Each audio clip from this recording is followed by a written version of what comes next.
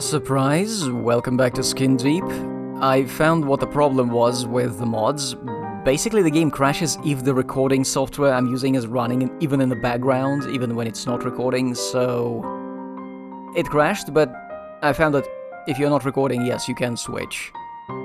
So guess I'll have to do this in a couple of short sessions.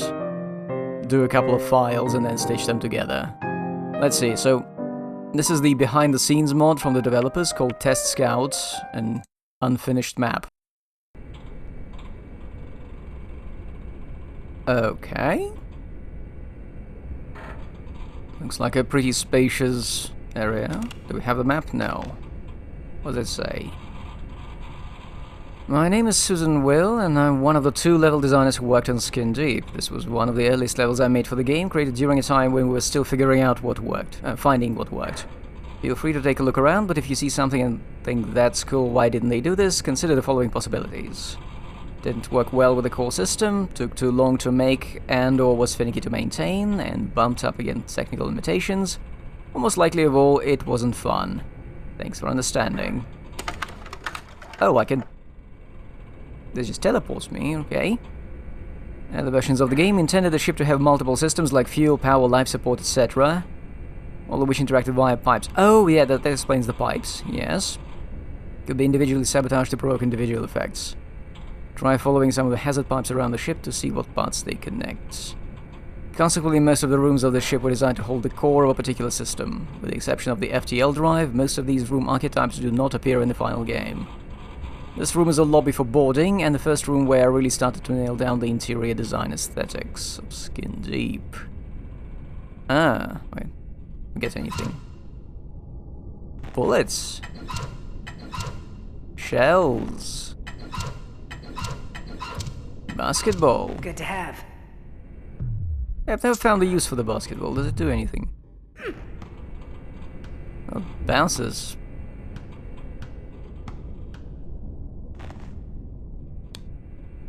My next station?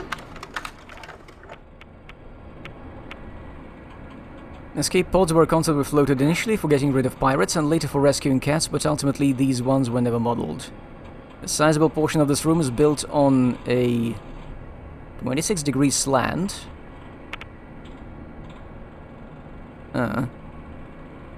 Which made it particularly slow to craft and ensure everything lined up. Well, I'm not averse to this kind of thing in my hobby work.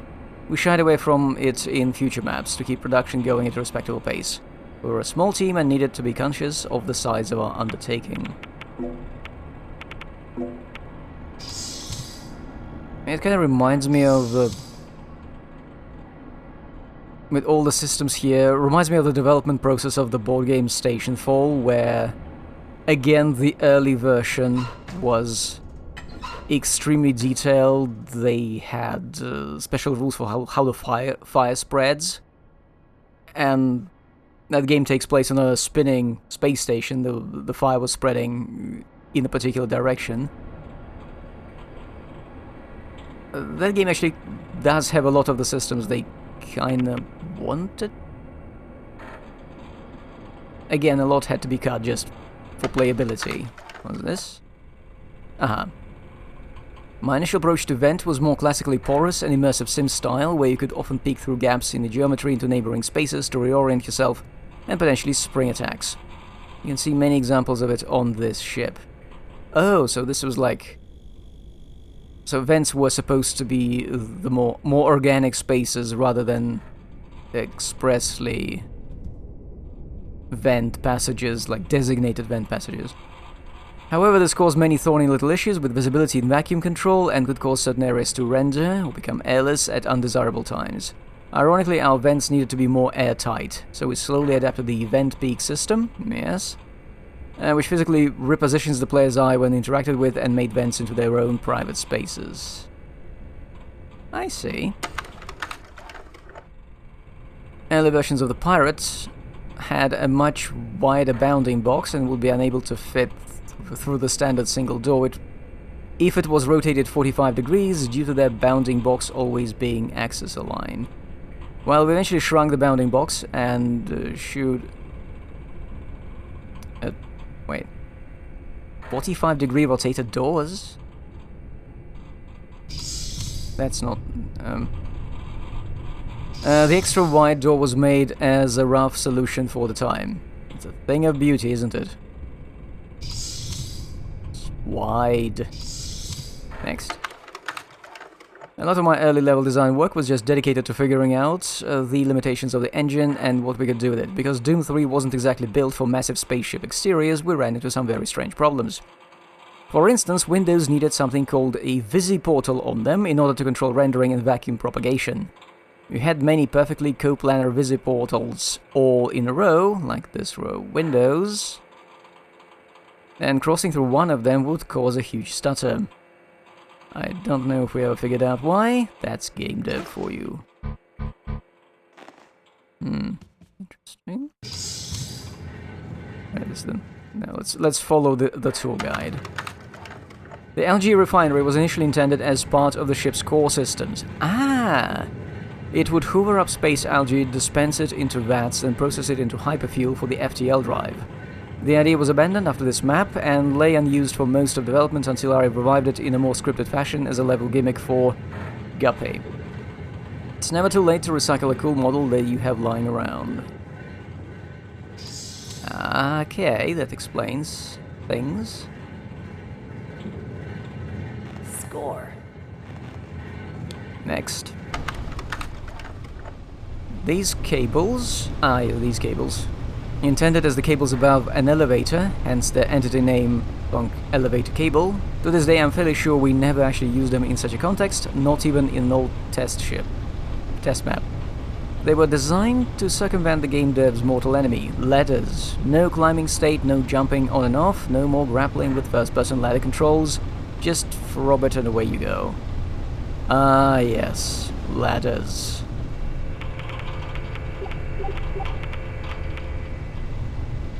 Hyperfuel pipes. Cannot find anything in the room, needs repair. Oh, I could do this. Okay. Next station. The power plant was intended to be another core ship system, and for me was a chance to have fun with pipe work for a little bit. While it certainly looked cool, the reactor model was difficult to build around and awkward to climb on, hence the addition of the rail in front of you. Ah, this one. I see. Okay, we blocked off the underside to avoid actors getting wedged underneath and abandoned the reactor completely in later maps. But, as with many dead ends we encountered in development, it wasn't a total waste. The reactor texture was later recycled for the geodesic dome in the observatory. Ah. I see, yeah, there's the bottom. Blocked off.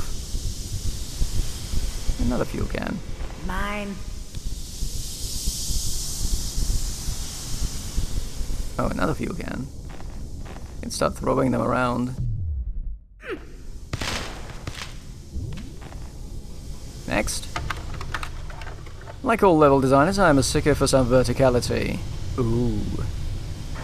This vast stairwell proved to be a decent playground for ambushing pirates, but, like many of the rooms in this map, its cavernous scale wasn't really what the game ultimately called for. While elevators would have made more sense in the giant stairwell, the enemy AI was never really capable of interacting cleanly with that kind of traversal logic. Ah. Okay. Yeah, this is more like a cruise liner kind of stairs.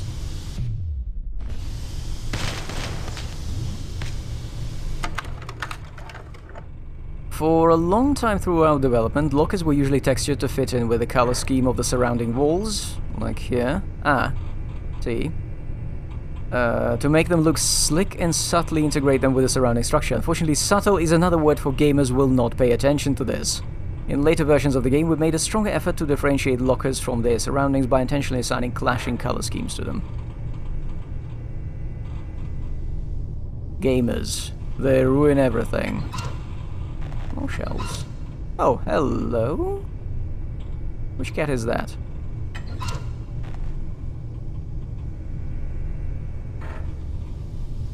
You never get the chance to throw a grenade at a cat in the main game, do you? Wait, what? What? Oh, I guess... Did I hit the button? Fresh. I guess I hit the button with the explosion? Why did it trigger? Okay. The transmission is another one of those core ship systems that never really became anything more than a fancy model. It got a new life as the malfunctioning fire trap in the tutorial mission. Ah, okay. You may have noticed that many rooms in this level are stacked on top of each other. This did not play nicely with navigation and having a nice single minimap. Ah, yes, that explains a lot. We committed to flat layouts not long afterwards. Guppy was also bound for... Oh yes, Guppy was also bound for the scrap heap, but I recovered it by suggesting that we introduce the level gimmick of examining old-fashioned wall maps. If you hated that gimmick, you know who to blame now. I see. This explains everything. Actually...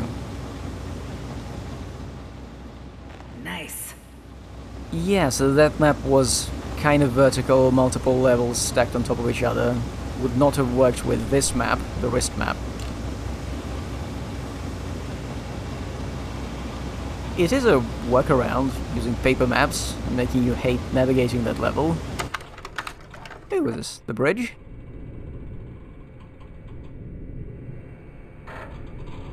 While I still think this bridge design is pretty sweet, it was impractical to maintain and a nightmare for performance. The room's position, towards the rear of the ship, facing forward, was designed to mimic seafaring cargo ships. And also meant that we were rendering a lot of the exterior from this position, as well as peeking into other rooms sometimes. The autumn tones and wooden accents of this room were an intentional attempt at capturing kind of dreary 70s style luxury decor. A style that was partially carried over into many rooms in the ship game.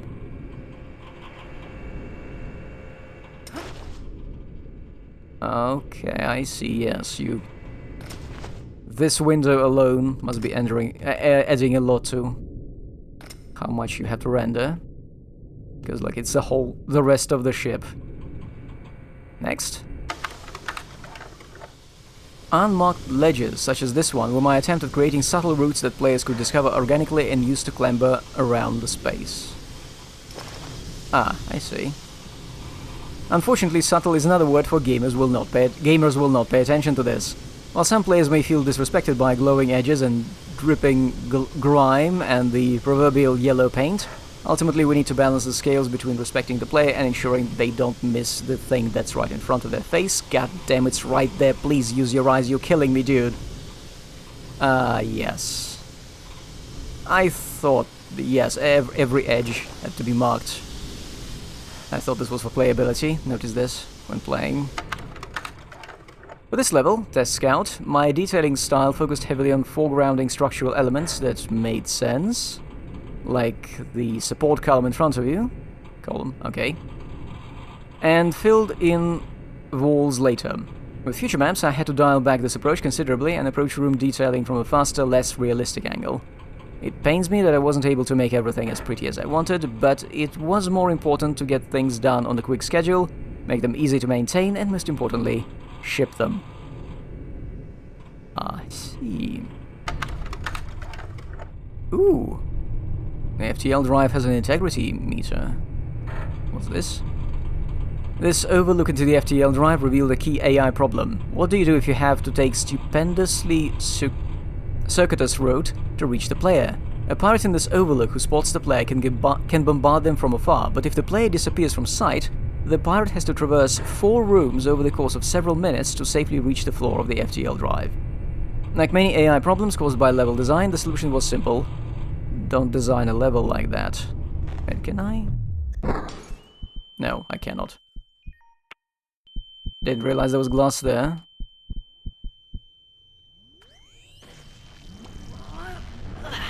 I wonder if there are health stations on this map. Health station. I wouldn't want to die. Maybe I should stop tossing fireballs.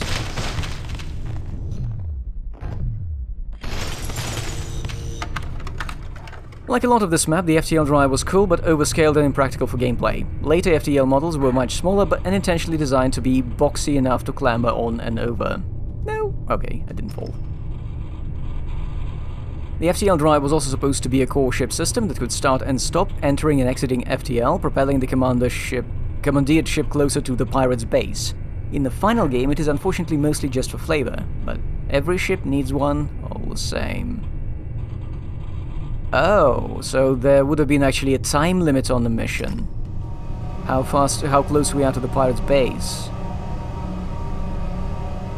And you could shut down the engine. That sounds... could have been cool. Really neat ideas. Nothing.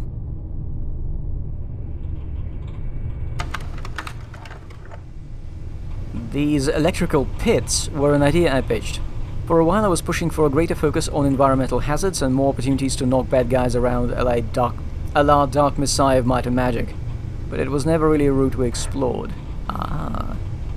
It is easy to get caught up in what-ifs when talking about a game's development journey, and this is certainly a what-if I wish we'd pursued. But it's more important to make sure you don't bite off more than you can chew and ship something that's actually within your grasp. Cool. If you experience poor performance in this room, sort of, you're not alone. It absolutely murdered our frame rates in early builds of the game, and it was a bit of a reckoning moment for realizing how hard we could push the engine. As a girl raised on source engine level design practices, I aggressively batched the geometry into static models to try and optimize the space, but id Tech 4 is quite good at batching its own rendering calls in world geometry, and this likely did more harm than good. Kinda wondering if I can leave this ship. But yeah, if they made all maps like this, every map would have taken hours, I guess. This is huge space. This is like sized like a real container vessel. Almost. Possibly not quite as big, but still. Did I save? Does saving work? Does.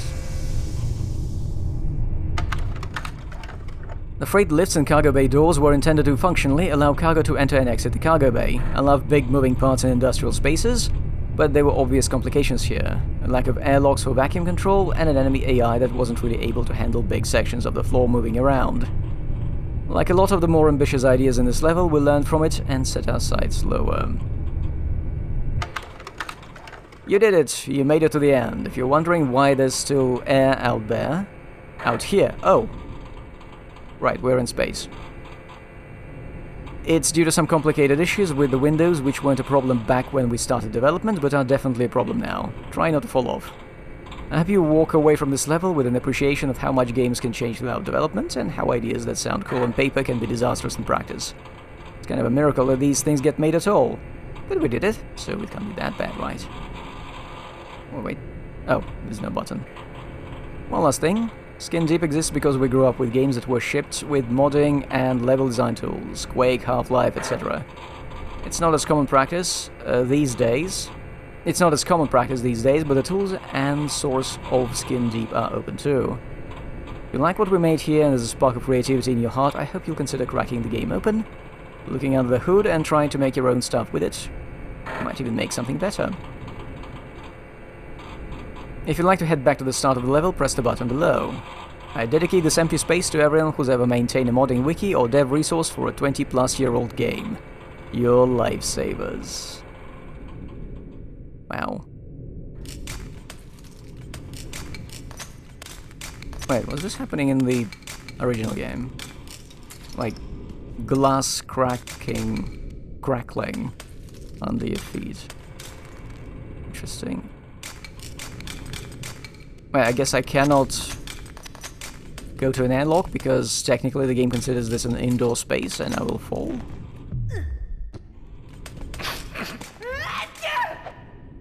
Can I?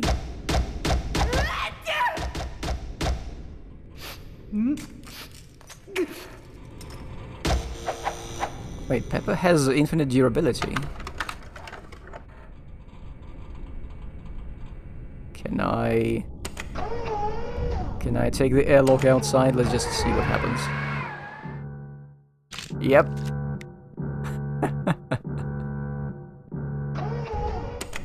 Yeah, so there's gravity in space. Okay. I can stop the recording here, turn off the recording software, switch to the other mod, and go back to recording. And now we're in the mod museum, and let's enter and see what this is all about.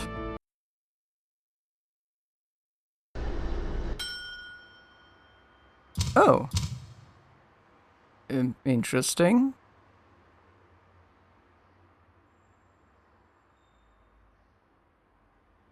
Roomy? What is this? What does it show me? Oh, will this teleport me to, like, a bunch of different rooms? Probably.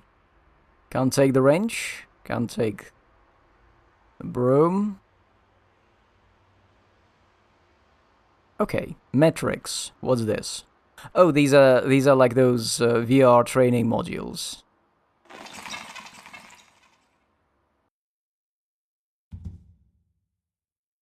Metrics. Yes, standards for sizes and dimensions. Measurements in it take 4 use units. There's no real-world conversion. 1 unit is somewhere between 1/12th and 1/16th of an imperial food depending on context. What? Okay. And dealing with scale, realism is less important than feel. Player width, player height. Wait, isn't 32 units like the width of the player character in Doom? The original one? I may be wrong. Typical height for countertops, which is also jump height. Okay. Made in Utah.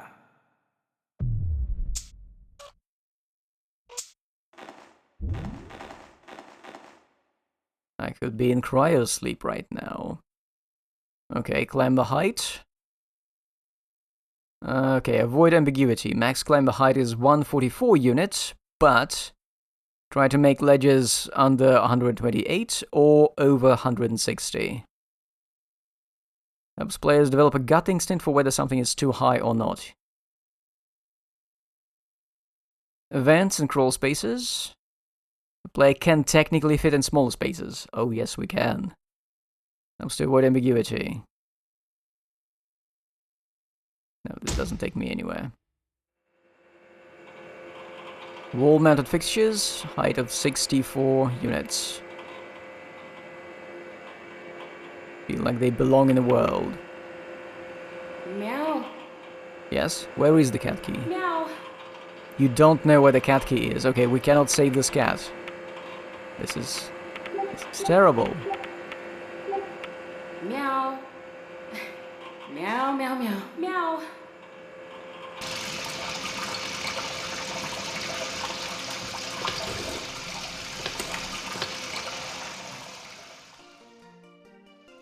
Oh, the player can technically step up to 16 units high. 16 unit step feels oversized. So they are half as tall. Windows should always be tall enough to accommodate a standing player, and a bit taller than that. Oh, I can break this.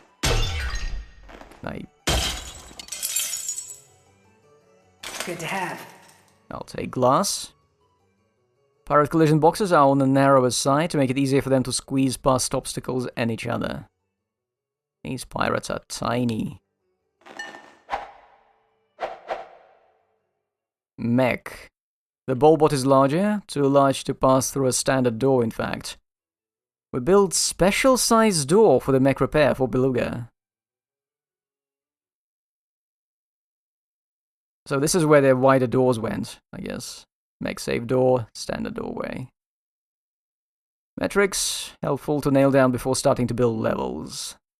Scale and density are more subjectives, but making sure the player can fit into vents and clamber onto ledges are critical for making a level functional, consistent, and readable.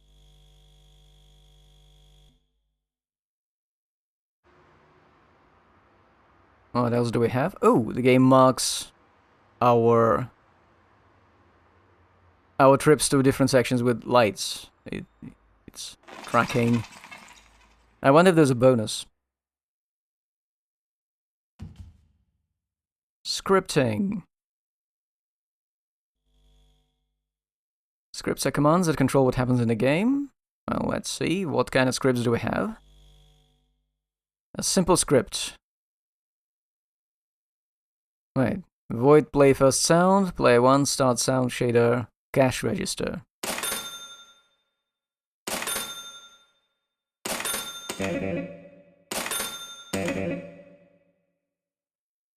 Okay. The script adds a syswait command that tells the game to wait before continuing.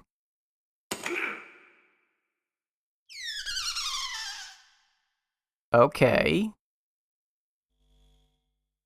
Bit more complex. The script has some logic to toggle the light on and off. Okay, it checks the current state of the light. I see.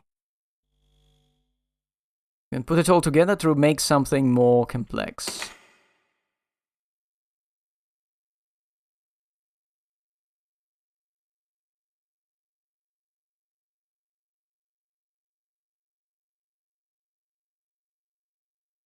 Gonna get a VC to buy me a shrimp.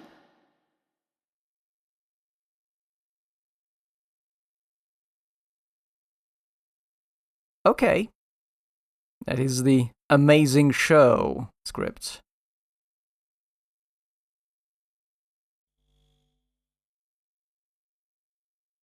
And that's it. Explore the game directories to find scripts to learn from.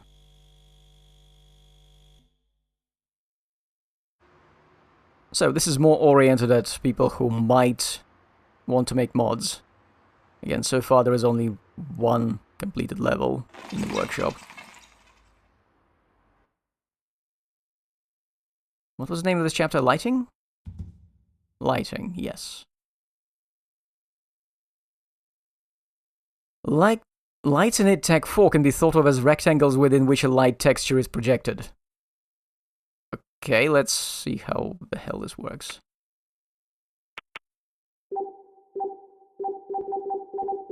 Oh, I see what it is doing.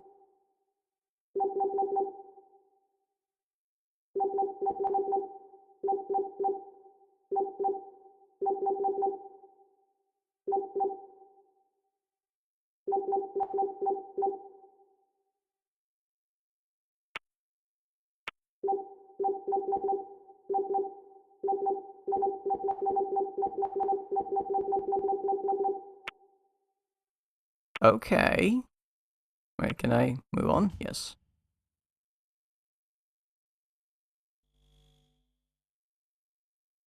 Light sources in Skin Deep typically have a visible light fixture model. Yes. Shadow casting light volume for direct light. A dimmer non-shadow casting light volume for indirect light. Destroy light fixture. The engine lacks the ability to simulate light bounces, so we fake it with these 4 bounce lights. Try the buttons on the left to see how the direct and indirect light affect the scene. Okay, let's turn off the indirect light. Aha. I see. This is a direct light, the one that casts shadows. Destroy the light fixture.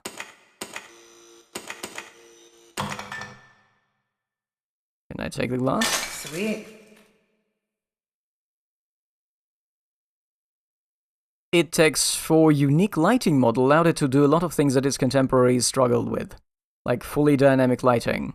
However, casting shadows can be very expensive. Performance drops dramatically if too many light volumes overlap in the same place.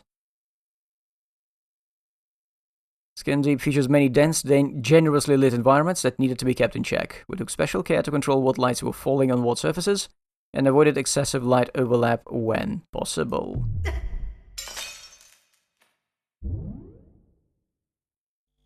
The player is less visible in the dark, but it's not always obvious to the player if they're in the dark. To help readability, we try to ensure that light volumes affecting visibility always touch the ground, so the player can identify unsafe areas more easily. Ah. I see. In earlier builds, the game had a light meter on the hard alert Thief, the Dark Project, which told you how visible you were. However, the speed of the game and density of the environments meant that it tended to oscillate wildly and wasn't very useful to the player. The light meter still exists and affects visibility in the game, but it's not a cornerstone of the stealth system.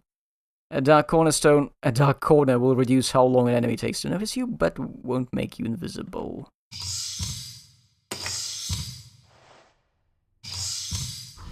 Rooms experiencing a power outage would put the player into a special shadowy state, yes, which makes them much harder to detect. A room will need an electrical box in it for this functionality to exist. Certain lights, sunlight, can be marked so they're unaffected by a power outage.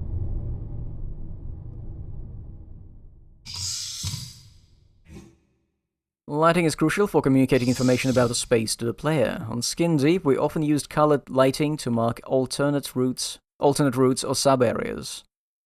Ah, okay, so the blue area, the red area here.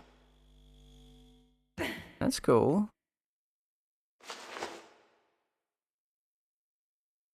You might have noticed that even if no light is falling on the surface, it's still partially visible. This wasn't always the case. The ETEG 4 engine was originally used for Doom 3, which treated any unlit surface as pitch black. Oh yes, it did. We made modifications to the renderer to add a faint ambient glow to the world. This made things more readable and easier to light evenly. Press the button below to toggle the ambient glow and see what things would have looked like without it.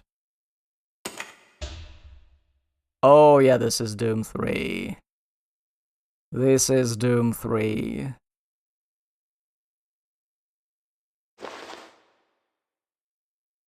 I remember that.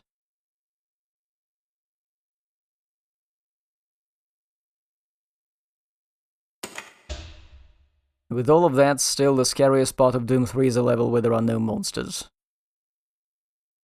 Right, lighting is tricky business. This is insight for modders.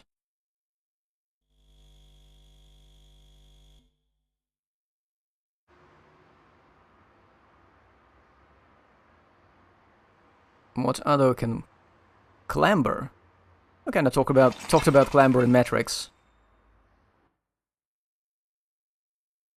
I wonder if there's any difference in how Clamber works here and in, like, Thief. Yes, the ability to climb. Whoa, geometry. You've just clambered, nice. As we built out the game, we developed various clamber guidelines. It was sometimes tricky to figure out where to stand when you wanted to clamber up on an overhang. Is here where you stand? No. Or here? No. Here, yes. Kinda obvious, right in front of it. No overhangs, because overhangs are ambiguous. Ah, okay. Clamber ambiguity was most noticeable during the heat of combat. Okay, yes, in combat, like, you are here and no, you cannot clamber. Yes. That's why the levels are so full of boxes. Added further functionality to make it easier to clamber an overhang. But figuring out where to stand was still unfun and unintended, so no overhangs. No clamber above clamber.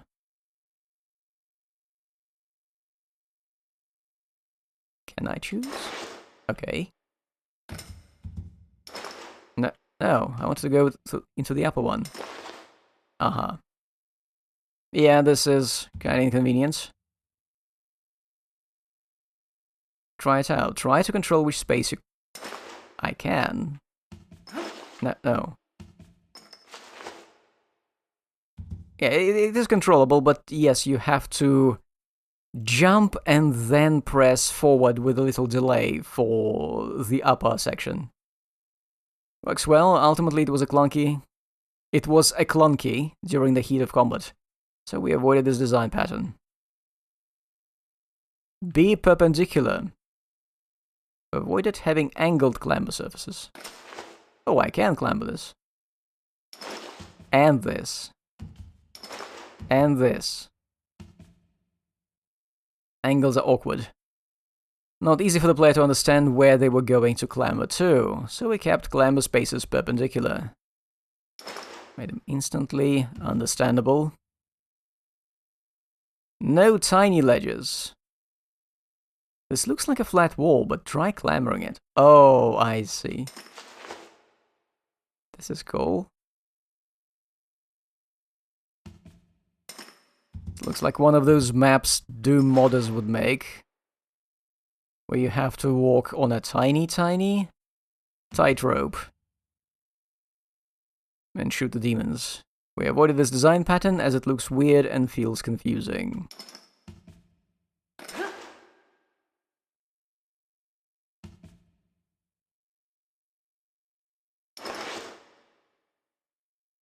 You may notice some parts of the game don't follow these guidelines.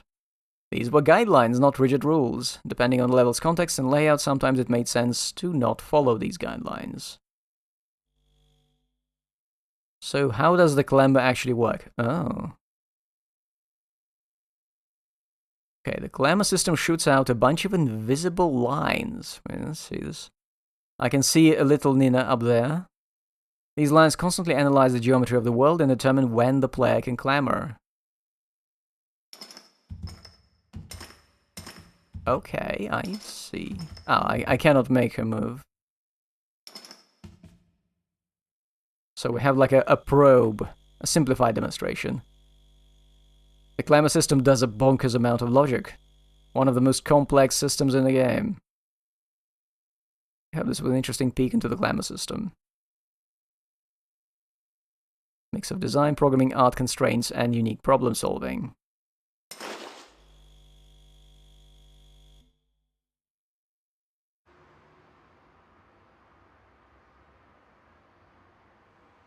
We're halfway there.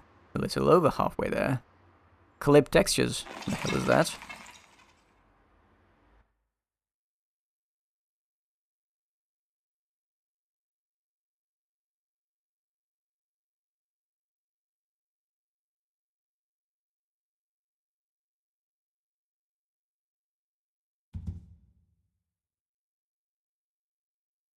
Wait, are these notes?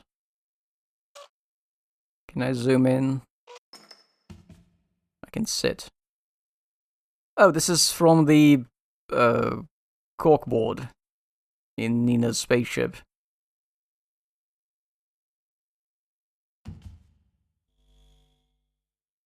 Sometimes you don't want the player to go somewhere. This is a great time to use clip textures. Invisible geometry that acts like a solid.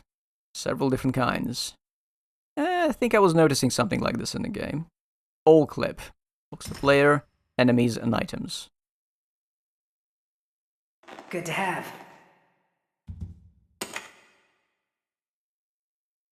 Okay, an invisible wall. What's this book about? Operator's manual. Climb clip, useful for making complex geometry easy to clamber onto. Show it to me. Oh, okay, yes. So essentially it takes this... Wait, is this? What do we call this? I forgot. So the webbing, well, not webbing, lattice, turns it into a solid so the climber system doesn't lose its mind. Player clip blocks the player but not physical objects. Useful for smoothing out player's movement across geometry. Try this first. No player clip. Is this how you get stuck on the columns? Yes, I do.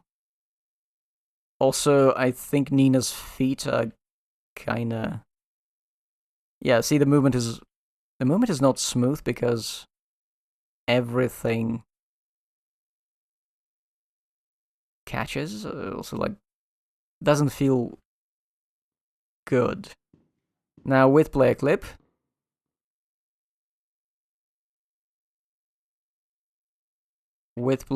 we see, yes, also the walls are kind of nice. Yes, and also, see, there's also something on the floor which I think reduces the drop here. And yes, this blocks the corners. Reminds me of, what game was that? Early id Software, oh yes, Catacomb 3D. Where if you try to walk into a wall, like the standard behavior for a modern game is that if you're touching a wall and you push some into it, you slide along the wall. In Catacomb 3D this doesn't happen. If your vector is going into a wall, the game just zeroes your vector, stops you. Monster Clip is used to keep enemies in line. It only collides with enemies. The player and physics objects go through. Okay, this helps the enemy.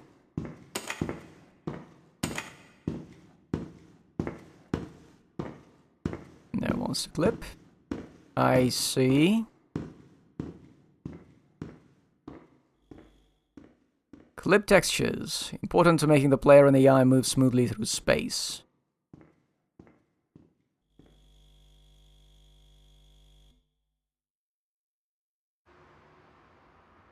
Two more rooms.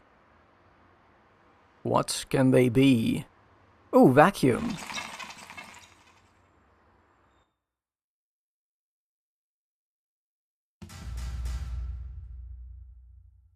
These are fuel cans. Nice. Save seal. Wait, I have this move? There was no tutorial for this, right? Or was there? If I press spacebar, jump, for while I'm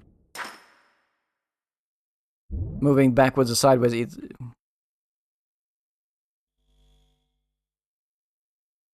Keep learning something new about this. Okay, so vacuum of space is a factor in skin deep levels. Ships are surrounded by it, and occasionally it violently intrudes. It can also be notoriously difficult to wrangle. Let's take a look.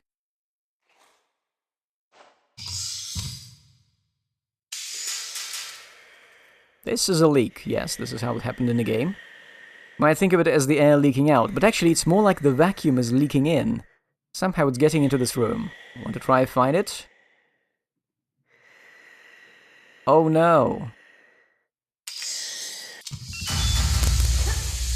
Okay. That's some activities. The vacuum propagates from location to location wherever it can, starting from the outside of the ship, which is technically a location of its own. In order to keep the vacuum from spreading throughout the entire ship, the level construction needs to be airtight, literally. So this is how vacuum works. It's sort of like a fluid leaking into the ship. Doors and windows prevent vacuum from spreading as long as they're closed. In earlier versions of Skin Deep, doors could be opened to propagate the vacuum from an airless room to other rooms. This was too chaotic and confusing in practice, not to mention fatal for the pirates who opened the doors. So we added lockdown gates that automatically seal the room. The more complex a room gets, the more likely is that a vacuum leak will be accidentally introduced. Let's look at some common mistakes. Geometry holes. You've seen this one before. Moving, deleting, and chopping up geometry can accidentally introduce leaks. There's no easy way to prevent this. It's just a matter of being careful and thinking about how everything fits together. I see you. Non-sealing surfaces. Not every kind of material will block the vacuum. Some surfaces, like the ones shown here, will let it through unimpeded. So curved surfaces, decals, grates. Bad or missing visiportals. Visiportals are invisible surfaces that separate locations and control the flow of the vacuum from one location to the next. If a door or window doesn't have a visiportal associated with it, it won't block anything. One of these doors has a visiportal associated with it, and one doesn't. You can press the button to toggle the Show Portals Debug command. Notice how the portal turns green when the door opens to indicate that it's letting things through. Okay, this one is with the portal, right? Right, and what about this door? It doesn't do anything. Windows have a complex entity setup which involves a lot of overlapping interacting parts. Here is an exploded view that shows them all at once. Oh, wow. This is the part that breaks the glass. Window clip that tells the AI not to walk through the window. Okay, we know what that is. The visiportal decides whether the vacuum can go through and whether the player can see through. Window seal closes the visiportal when deployed. Seal lever deploys the window seal. Can be placed manually or generated automatically. Lockdown gate blocks all interaction. Vacuum separator. Special little entity that tells the VZ portal to block the vacuum until the glass breaks. Okay, so all the logic is laid out as its own separate part. Avoiding leaks at critical. Making sure that levels are performant and bug-free.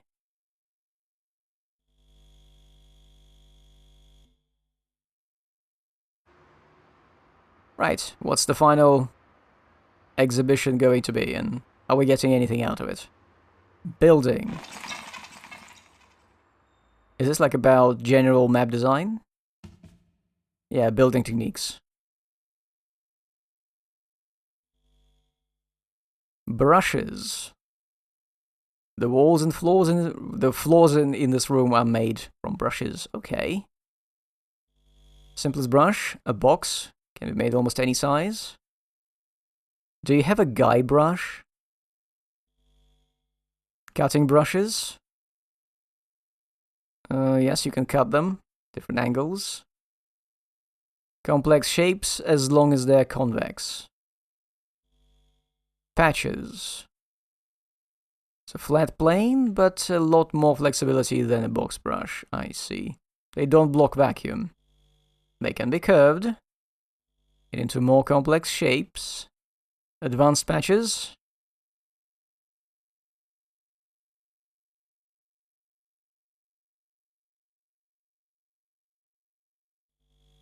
Textures. Oh. We're getting fancy. It's a metal plate texture. Texture alignment.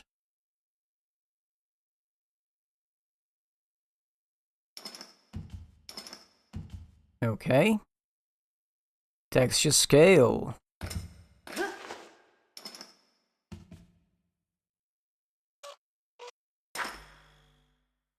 Mixed texture scale. What? An example of an uneven texture scale. What? Oh.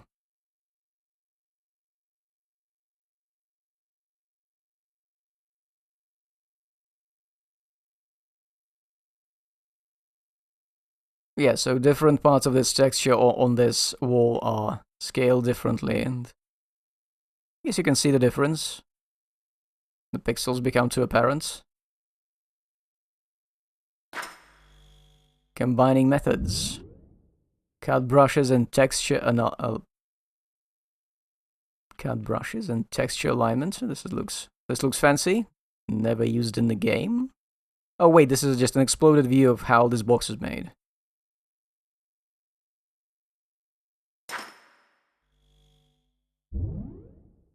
Look through ship maps to find more advanced techniques. Almost entirely from brushes, very few structural models.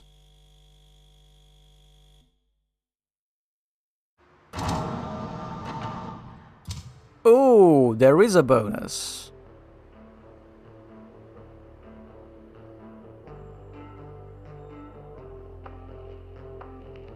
Thanks for playing, we hope that this was a fun peek into how things work under the hood in Skin Deep. If you're interested in making your own mod, check out the Skin Deep mod handbook guide on Steam for a step-by-step guide to getting up and running. Back to main menu. Okay, I guess this game, you know, I had the thought before, like, going through all of this, that maybe Skin Deep could support more procedural mission design. Like a campaign, sort of like Shinobi-Do, you know, where missions are generated. Some enemy forces in the levels, your objectives and maps are combined into producing something, but I guess with how much handcrafted elements there have to be for everything work, maybe impossible. Would have been cool though, like a space pirate hunting game. That might be Heat signature. A pirate hunting immersive sim would be interesting. Though we can't hunt the same pirates. Bunch are our friends now. Okay, so this is a much better ending to Skin Deep. Looking under the skin. I don't know what I'll record next. Maybe I'll take a short break. Well, find something that does not produce multi-gigabyte videos to upload. Something simpler, more static.